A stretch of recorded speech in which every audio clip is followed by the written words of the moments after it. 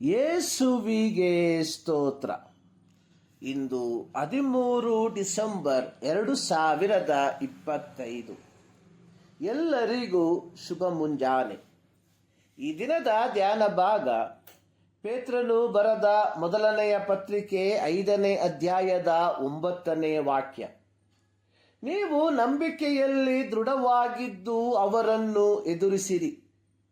ಲೋಕದಲ್ಲಿರುವ ನಿಮ್ಮ ಸಹೋದರರು ಅಂಥ ಬಾಧೆಗಳನ್ನೇ ಅನುಭವಿಸಿದ್ದಾರೆಂದು ನಿಮಗೆ ತಿಳಿದಿದೆಯಲ್ಲ. ಸ್ನಾನಿಕನಾದ ಯೋಹಾನನನ್ನು ಕೊಲ್ಲಿಸಿದ ಇದೇ ಹೆರೋದನು. ಮತ್ತಾಯ 14:1-12 ವಾಕ್ಯ. ಯೇಸುವನ್ನು ವಿಚಾರಣೆ ಮಾಡಿದ ಇದೇ ಹೆರೋದನು. ಲೂಕನು ಬರೆದ ಸುವಾರ್ತೆ 23ನೇ ಅಧ್ಯಾಯ 6-12 ವಾಕ್ಯ.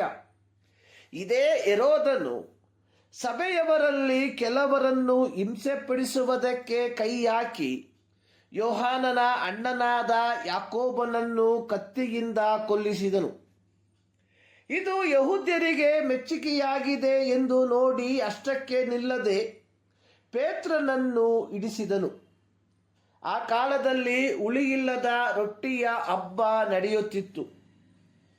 ಅವನನ್ನು ಪಸ್ಕ ಹಬ್ಬವಾದ ಮೇಲೆ ಜನರ ಮುಂದೆ ತರಿಸಬೇಕೆಂಬ ಯೋಚನೆಯಿಂದ ಸೆರೆಯಲ್ಲಿ ಹಾಕಿಸಿ ಅವನನ್ನು ಕಾಯಲಿಕ್ಕೆ 4 ಸಿಪಾಯಿಗಳಿದ್ದ 4 ಗುಂಪುಗಳ ವಶಕ್ಕೆ ಕೊಟ್ಟನು.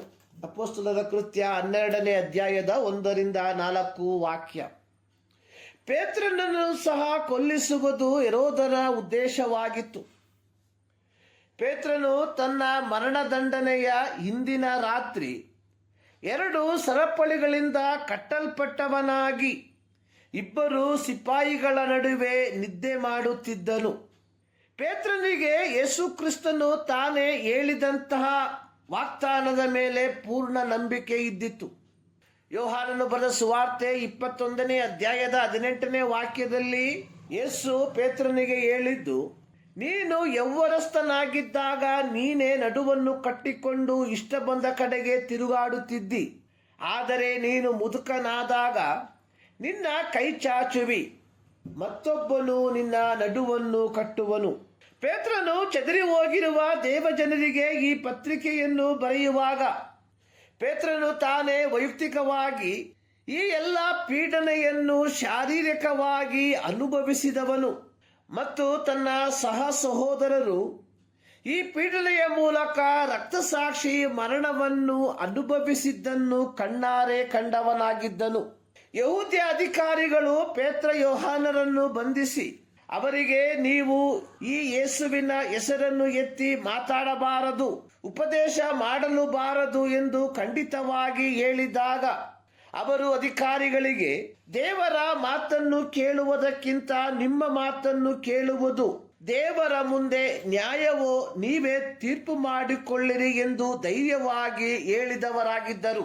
ಅಪೊಸ್ತಲರ ಕೃತ್ಯ 4ನೇ ಅಧ್ಯಾಯದ 18ನೇ ವಾಕ್ಯದಲ್ಲಿ ಹಾಗೂ 5ನೇ ಅಧ್ಯಾಯದ 28ನೇ ವಾಕ್ಯ ಭಾಗದಲ್ಲಿ ಇದನ್ನು ನಾವು ಕಾಣುತ್ತೇವೆ.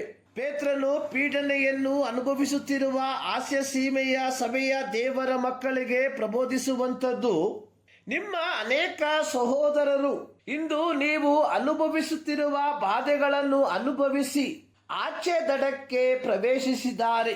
ಪೇತ್ರನು ತನ್ನ ಬರವಣಿಗೆಯಲ್ಲಿ ಮುಂಚಿತವಾಗಿಯೇ ಹೇಳಿರುವಂಥದ್ದು, ವಿಪರೀತವಾದ ಸಂಗತಿ ಸಂಭವಿಸಿತೆಂದು ಆಶ್ಚರ್ಯ ಪಡಬೇಡಿರಿ ಎಂಬುದಾಗಿ 1 ಪೇತ್ರ 4ನೇ ಅಧ್ಯಾಯದ 12ನೇ ವಾಕ್ಯ.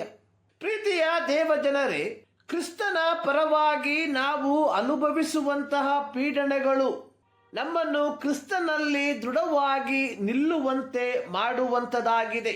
ಈ ಮುಂಜಾನೆಯಲ್ಲಿ ಸರ್ವಶಕ್ತನಾದ ದೇವರು ಈ ಅಧ್ಯಯನದ ಮೂಲಕ ನಿಮ್ಮನ್ನು ಆಶೀರ್ವದಿಸಲಿ.